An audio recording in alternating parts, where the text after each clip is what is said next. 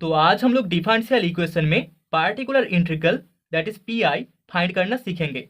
यहाँ पर total 2 methods है, लेकिन आज हम लोग लीनियर इक्वेशन सॉल्व करके कैसे पीआई फाइंड करते हैं वो सीखेंगे। सो लेट हमारे पास F of T Y is equals to F X एक डिफरेंशियल इक्वेशन है, ठीक है, लीनियर डिफरेंशियल इक्वेशन।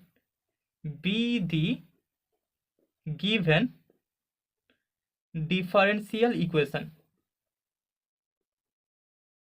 ओके, तो अभी इसको हमें सॉल्व करना होगा एंड देन हमें जो पी आई मिलेगा that is equals to 1 divided by F of D into F X, ठीक है।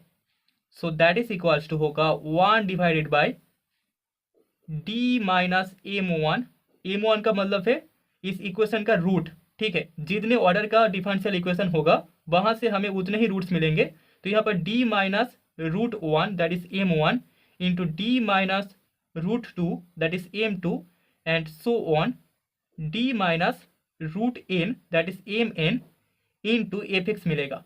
Okay, and that is equals to a1 divided by D minus m1 plus a2 divided by D minus m2 plus so on plus an divided by D minus mn into F of x.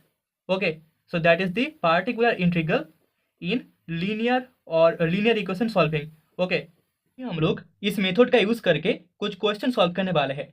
तो first question में हमें बोला गया है solve d2y dx2 minus Y is equals to X E to the power 2x, ठीक है। So solution में the given differential equation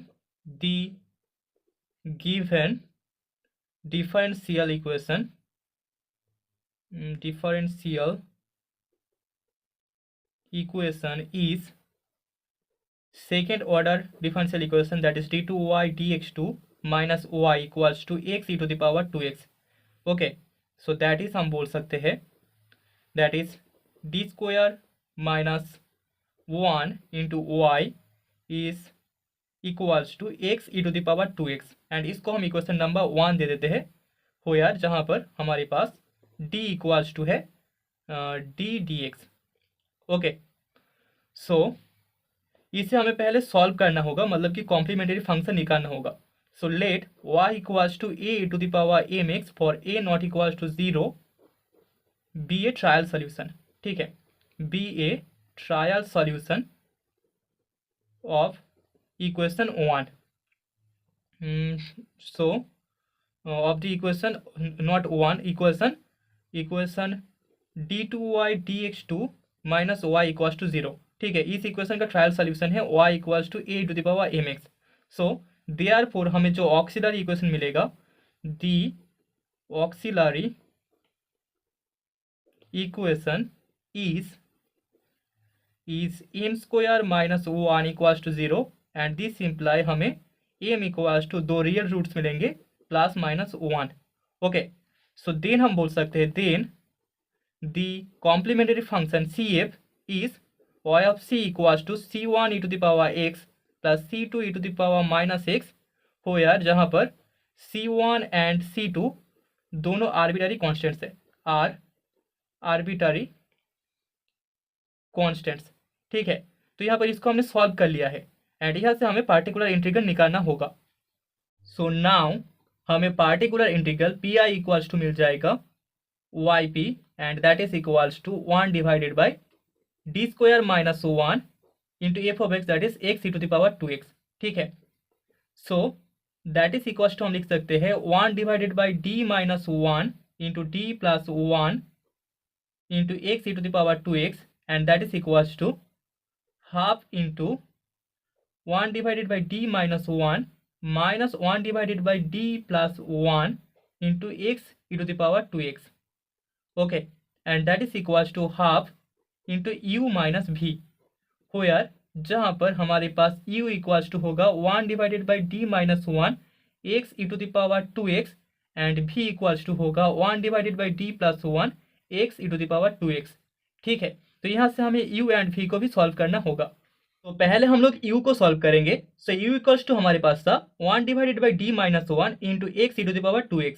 so this simply हम लिख सकते हैं d minus 1 into u is equals to X E to the power 2x and this imply x के respect में अगर हम लोग इसका डेरिवेटिव करते तो D U D X minus E U is equals to होगा is equals to X E to the power 2x। Okay, so therefore यहाँ पर जो इंटीग्रेटिंग फैक्टर हमें मिलेगा that is equals to E to the power minus integration D X and that is equals to E to the power minus X. So इसको हम equation number 2 दे देते हैं।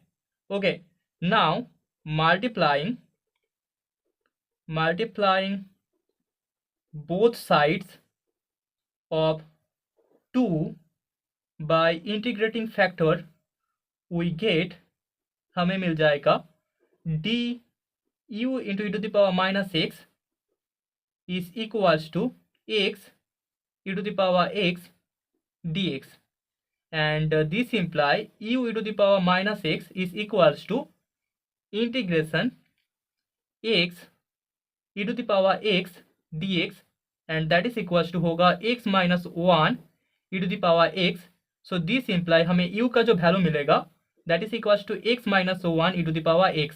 ठीक है, यहाँ पर E to the power x नहीं ई टू द पावर 2x होगा क्योंकि इस तरफ भी एक minus E to the power minus x था, वो उधर जाके 2x हो जाएगा।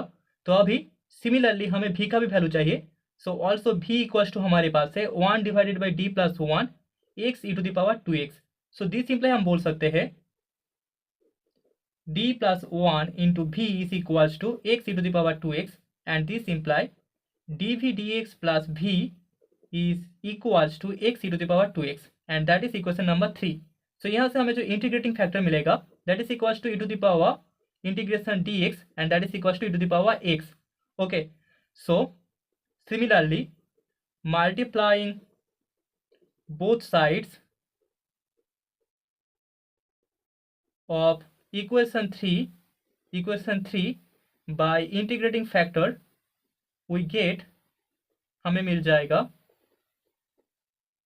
d v to the power x is equals to x e to the power 3x dx and this imply v to the power x is equals to integration x e to the power 3x dx and that is equals to x by 3 e to the power 3x minus e to the power 3x divided by 9 and this imply हमें v का जो value मिलेगा that is equals to x by 3 E to the power 2x minus 1 by 9 E to the power 2x। ठीक है, so therefore particular integral is equals to y of p that is equals to half into u minus v।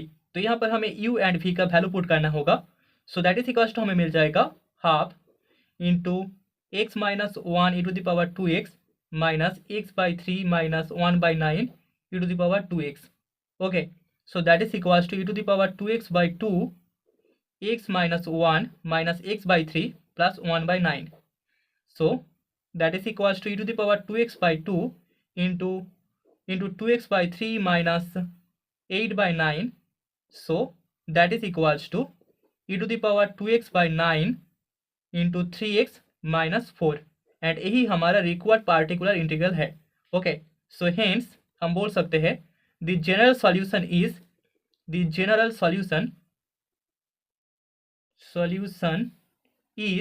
y equals to Y C plus Y P, मतलब कि C A plus P I complementary function plus particular integral and that is equals to हमें मिलेगा C one E to the power X plus C two E to the power minus X plus E to the power 2x by 9 into 3x minus 4, जहाँ पर C1 and C2 दोनों arbitrary constants है and that is the result.